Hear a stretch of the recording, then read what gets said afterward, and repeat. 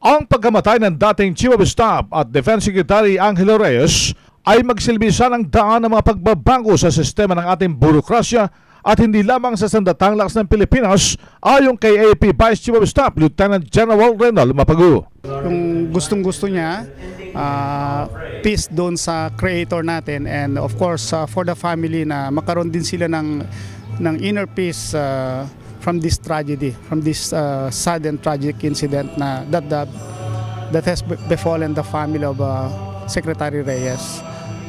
Sana naman from this the country can move forward, and of course sana kung may mga reforms na mangyayari, it's not only the AP in isolation but the whole government bureaucracy, so that if we can do this as one, palagay ko makakabuti ng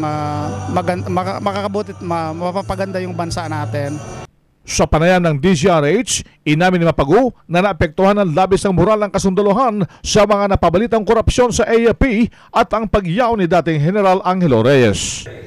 May mga may mga apektado, and then some are low moral because when they attack Secretary Reyes, parang yung attack dito is not only against him but already against the military institution.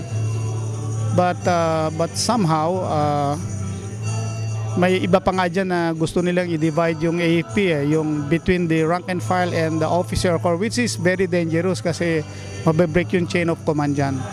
But ginagawa nga namin is kinakausap namin yung mga tao, so we're explaining things to them, and I think that's where you can also help us disseminate yung mga ginagawa ng military leadership and the national leadership to improve the systems in the armed forces of the Philippines. Sana mag-usap-usap lahat. Congress can really help us strengthen our systems para ma-avoid yung mga technicalities, mga flaws in the system. Si AFP Vice Chief of Staff Lieutenant General Renaldo Mapagu, RH 911, Bing Fermento ng DZRH Nationwide.